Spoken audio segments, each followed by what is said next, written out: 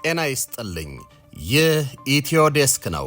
ሰላምታችን በያላችሁበት ይድረስ እያለን በዕለቱ የተሰሙ ዋና ዋና ጉዳዮችን ወደ እናንተ ይዘን ቀርበናል።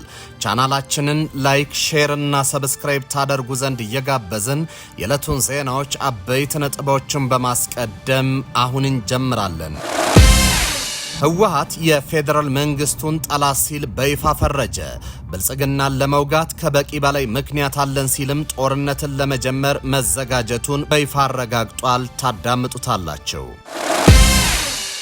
ተሸብረናል ሲሉ የቲዲኤፍ አዛዥ ተናገሩ። ያሸበሩንን ኃይሎች እናከሽፋለን ሲሉም ዝተዋል። ከዚህ በተጨማሪ የወልቃይት አመራሮች እየፎከሩ ነው ብለዋል። በዝርዝር ይዘነዋል። በወልቃይት ተጨማሪ ጦር ሰልጥኖ ወደ ግንባር ገባ። ህወሓት ባለፈው እሁድ የኮማንዶ ኃይል ማስመረቁን ተከትሎ እነ ኮሎኔል ደመቀ ሌላ ጦር ይፋ አድርገዋል። ምነግራችሁ ጉዳይ ነው።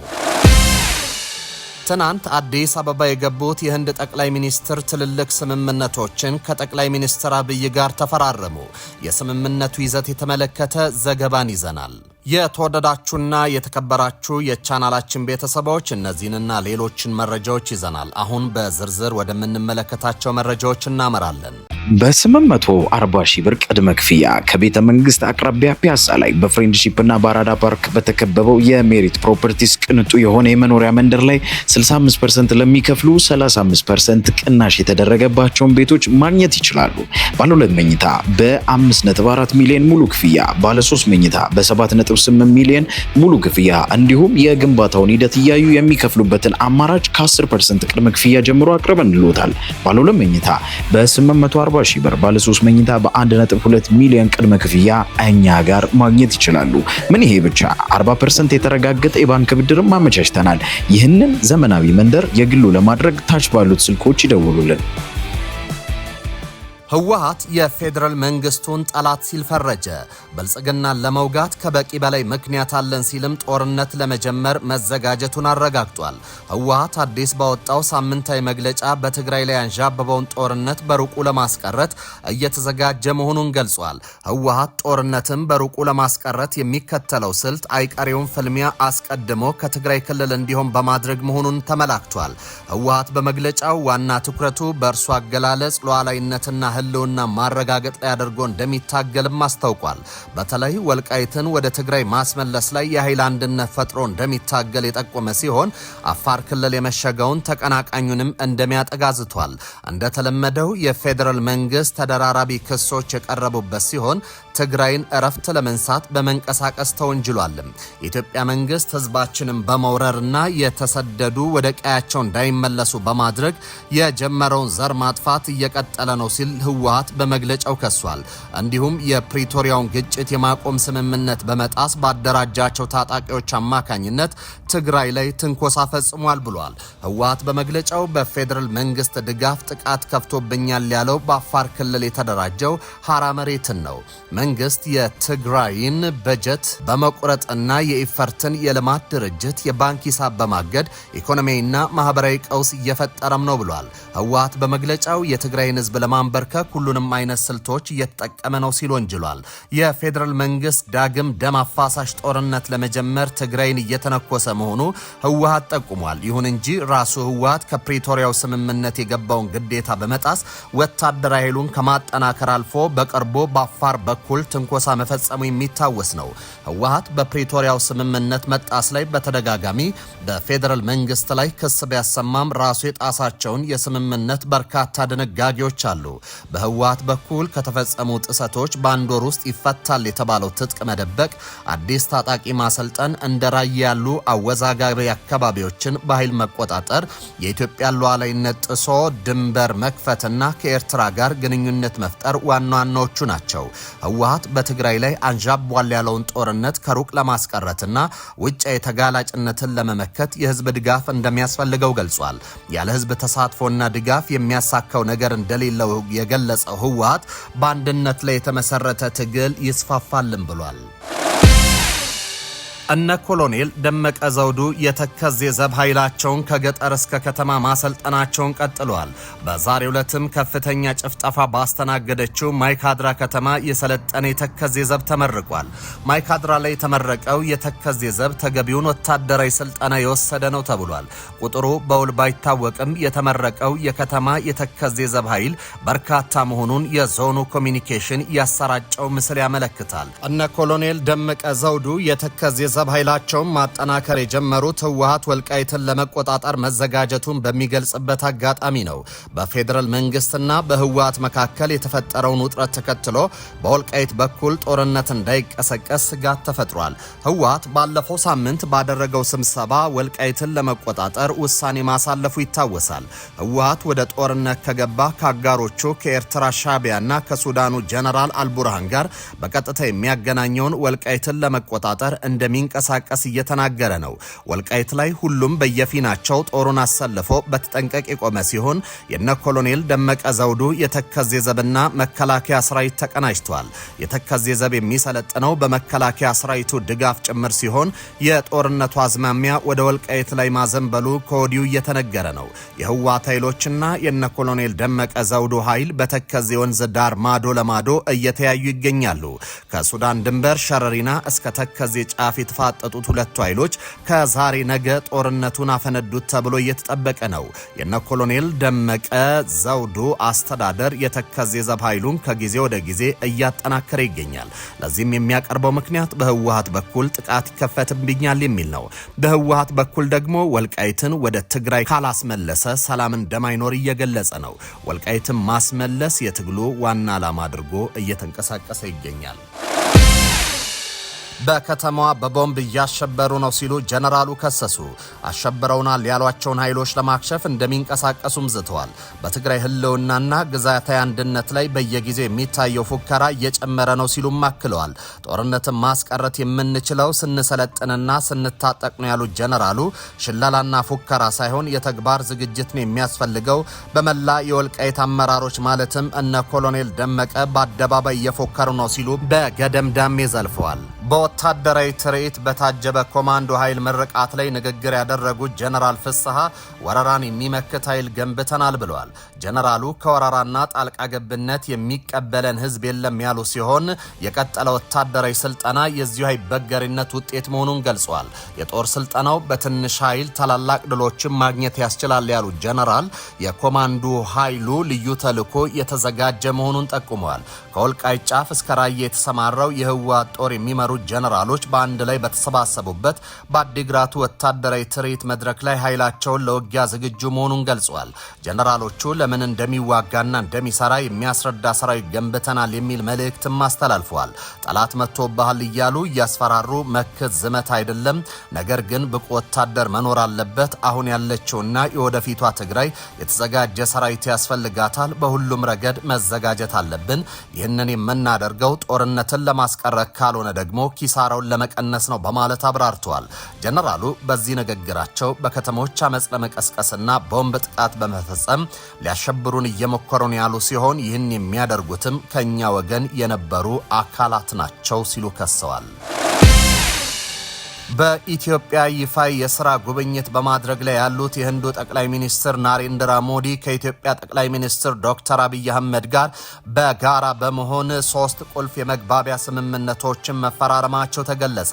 ከ2011 ወዲህ አንድ የህንድ ጠቅላይ ሚኒስትር ወደ ኢትዮጵያ ሲመጡ የመጀመሪያ በሆነው በዚህ ታሪካዊ ጉብኝት በሁለቱ መሪዎች ፊት የተፈረሙ ስምምነቶች በቴክኖሎጂ፣ በሰላም ማስከበርና በንግድ ዘርፎች ላይ ያተኮሩ ናቸው። በኢትዮጵያ የውጭ ጉዳይ ሚኒስቴሩ ዘመናዊ መረጃ ማዕከል ለመገንባት የሚያስችል ስምምነትም ተፈርሟል። ይህ ስምምነት የኢትዮጵያ ዲፕሎማሲ የመረጃ አያያዝ ስርዓትን ለማዘመንና በቴክኖሎጂ የተደገፈ ዲፕሎማሲን ለማራመድ ወሳኝ ሚና ይኖረዋል።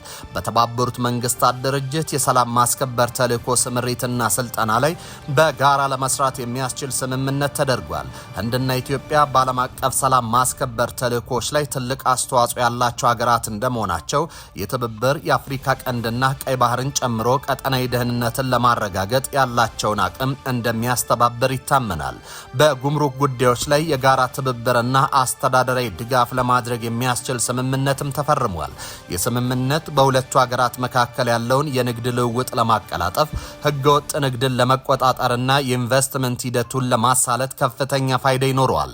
ጠቅላይ ሚኒስትር ናሬንድራ ሞዲ በኢትዮጵያ ጆርዳንና ኦማን እያደረጉት ያለው ይህ ጉብኝት ህንድ በስትራቴጂያዊ የቀይ ባህርና የአፍሪካ ቀንድ ቀጠና ያላትን ተጽዕኖ ለማስፋት እንዲሁም የደቡብ ትብብርን ለማጠናከር ያላትን ቁርጠኝነት ያሳያል ተብሏል። በተለይም በሰላም ማስከበርና በባህር ላይ ደህንነት ዙሪያ የተደረገው ስምምነት ኢትዮጵያ በአፍሪካ ቀንድ ያላትን ጂኦፖለቲካዊ ሚና ከህንድ የኢንዶ ፓሲፊክ ስትራቴጂ ጋር የሚያስተሳሰር እርምጃ እንደሆነ የፖለቲካ ተንታኞች እየገለጹ ነው። ጀነራል አልቡርሃን በሪያድ ከአሜሪካ ከፍተኛ ባለስልጣናት ጋር ተወያዩ። የሱዳን ወታደራዊ መሪ የሆኑት ሌተናል ጀነራል አብዱል ፈታህ አልቡርሃን ሳውዲ አረቢያ መሄዳቸውን መዘገቡ ይታወሳል። በዚህም አልጋ ወራሽ መሐመድ ቢን ሰልማንን ጨምሮ ከሳውዲ ከፍተኛ ባለስልጣናት ጋር ውይይት ማድረጋቸው መገለጹ አይዘነጋም። ይሁንና ይህንን ውይይት አድርገው ከወጡ በኋላ አንድ ያልጠበቁት እንግዳ አጋጥሟቸዋል። ሱዳን ትሪቢዩን እንደዘገበው በሪያድ የጠበቃቸው ፕሬዝዳንት ትራምፕ የአፍሪካና መካከለኛው ምስራቅ ከፍተኛ አማካሪ የሆኑት ማሳድ ብሉስ ናቸው። አልቡርሃን ከጥቂት ሳምንታት በፊት በሰጡት መግለጫ ማሳድ ብሉስ የሱዳን ቀውስ እያባባሱ ነው፣ እጁን ከሱዳን ላይ አንሳ የሚል ጠንከር ያለ መልእክት ማስተላለፋቸው ይታወሳል።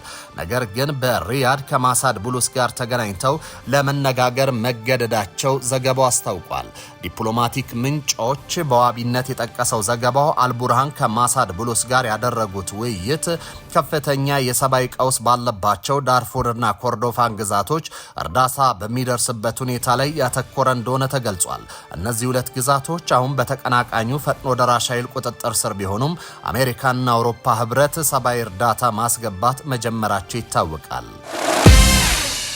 በምዕራባዊ የዩናይትድ ስቴትስ ክፍል በዋሽንግተን ግዛት በተከሰተ ድንገተኛ የጎርፍ መጥለቅለቅና የውሃ መከላከያ ግድቦች መፈራረስ ምክንያት ቢያንስ የአንድ ሰው ሕይወት ማለፉን ባለስልጣናቱ አስታውቋል።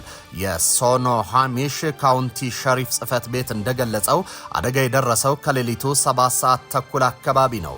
አንድ ተሽከርካሪ በጎርፍ ውስጥ መግባቱ ተጠቁሞ ፖሊስና የአደጋ ጊዜ ሰራተኞች ወደ ስፍራው ባመሩበት ወቅት ተሽከርካሪው ሙሉ በሙሉ በውሃ ውስጥ ተውጦ የተገኘ ሲሆን በውስጡ የነበረው ዕድሜ 33 ዓመት እንደሆነ የሚገመት አሽከርካሪ ሕይወቱ አልፎ ተገኝቷል።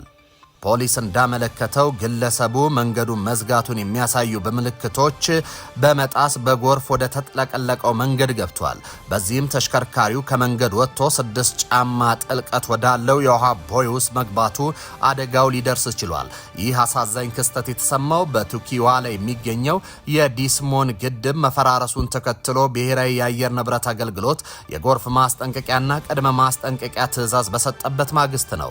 በተጨማሪም በፓሲፊክ ከተማ በዋይት ወንዝ አካባቢ የግድብ መፈራረስ በማጋጠሙ ተጨማሪ የአካባቢው ልቀቁ ትዕዛዝና ማስጠንቀቂያ ተሰጥቷል።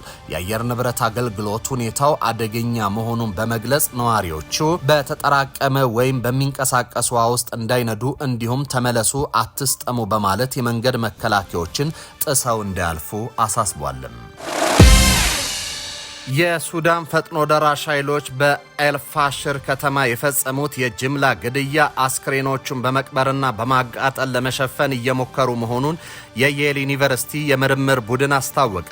ፈጥኖ ደራሽ ኃይሉ አርኤስኤፍ በጥቅምት ወር ታጣቂዎቹን ከተማዋን ሲቆጣጠሩ በፈጸሙት የጅምላ ግድያና በሰብአዊነት ላይ በተፈጸሙ ወንጀሎች ምክንያት ዓለም አቀፍ ውግዘት ደርሶበታል። አሁንም የየል ዩኒቨርሲቲ የሰብአዊ ምርምር ላቦራቶሪ ኤችአርኤል የሳተላይት ምስሎችን በመመልከት በሰራው ትንታኔ መሰረት አርኤስኤፍ አልፋሻርን ከያዘ በኋላ በ10 ሺዎች የሚቆጠሩ አስክሬኖችን አስወግዷል። አርኤስኤፍ ለሪፖርቱ ምላሽ አልሰጠም። ነገር ግን የታጣቂ ቡድኑ መሪ ቀደም ሲል ተዋጊዎቹ በከተማ ውስጥ አንዳንድ ጥሰቶችን እንደፈጸሙ አምኗል። የየል ዩኒቨርሲቲ የምርምር ቡድን በሪፖርቱ ላይ ፈጥኖ ደራሽ ኃይሉ የጅምላ ግድያ ማስረጃዎችን ለማጥፋት ለብዙ ሳምንታት የዘለቀ ስልታዊ ዘመቻ አካሂዷል ብሏል። ሪፖርቱ አክሎም ቡድኑ ቡድኑ አስክሬኖቹን ማቃጠሉንና ደብዛቸው እንዳይገኝ ማድረጉን እንደቀጠለም ገልጿል። በሱዳን ፈጥኖ ደራሽና በሱዳን ጦር መካከል በተፈጠረ የስልጣን ሽኩቻ የተነሳ እንደ አውሮፓውያን አቆጣጠር ከ2023 ጀምሮ ውጊያ እየተካሄደ ነው። የተባበሩት መንግስታት ድርጅት ግጭቱ በዓለም ላይ እጅግ አስከፊ የሰብአዊ ቀውስ አስከትሏል ብሏል። አርኤስኤፍ ኤልፋሻር ለ18 ወራት ከቦ ከቆየ በኋላ በቁጥጥር ስር መዋል የቻለ ሲሆን ይህም ሰራዊቱ ከሰፊው የዳርፉር ክልል እንዲያወጣ አድርጓል። ኤልፋሽር በፈጥኖ ደራሽ ኃይሎች እጅ ከገባ በኋላ በሰላማዊ ሰዎች ላይ ጭፍጨፋ ፈጽሟል ከሚሉ በርካታ ዓለም አቀፍ ድርጅቶች መካከል አንዱ የተባበሩት መንግስታት ድርጅት ነበር። የኤል ዩኒቨርሲቲ የሰብአዊ ምርምር ላቦራቶሪ በከተማ ውስጥ ያለውን ሁኔታ ለወራት ሲከታተል የቆየ ሲሆን የቅርብ ጊዜ ሪፖርቱም የከተማዋ ነዋሪዎች የደረሰባቸውን ጥቃት መጠን ለመረዳት የሚያደርገውን ጥረት አንዱ አካል ነው። የምርምር ቡድኑ የሳተላይት ምስሎች ላይ የተደረገው አዲስ ትንተና ኤልፋሻር በታጣቂዎች እጅ ከገባ በኋላ ባሉት ሳምንታት ውስጥ በተለያዩ ቦታዎች የሚገኙ አስክሬን ክምሮችን መጠናቸው እንደተለወጠ ያሳያል ብሏል። በ840 ሺህ ብር ቅድመ ክፍያ ከቤተ መንግስት አቅራቢያ ፒያሳ ላይ በፍሬንድሺፕ እና በአራዳ ፓርክ በተከበበው የሜሪት ፕሮፐርቲስ ቅንጡ የሆነ የመኖሪያ መንደር ላይ 65% ለሚከፍሉ 35% ቅናሽ የተደረገባቸውን ቤቶች ማግኘት ይችላሉ። ባለ 2 መኝታ በ5.4 ሚሊዮን ሙሉ ክፍያ፣ ባለ 3 መኝታ በ7.8 ሚሊዮን ሙሉ ክፍያ እንዲሁም የግንባታውን ሂደት እያዩ የሚከፍሉበትን አማራጭ ከ10% ቅድመ ክፍያ ጀምሮ አቅርበንልዎታል። ባለ 2 መኝታ በ840 ሺህ ብር፣ ባለ 3 መኝታ በ1.2 ሚሊዮን ቅድመ ክፍያ እኛ ጋር ማግኘት ይችላሉ። ምን ይሄ ብቻ 40% የተረጋገጠ የባንክ ብድርም አመቻችተናል። ይህንን ዘመናዊ መንደር የግሉ ለማድረግ ታች ባሉት ስልኮች ይደውሉልን። ተመልካቾች ለሰዓቱ የነበሩን ዜናዎች እኚህ ነበሩ። በያላችሁበት ሰናይ ጊዜ ይሁንላችሁ።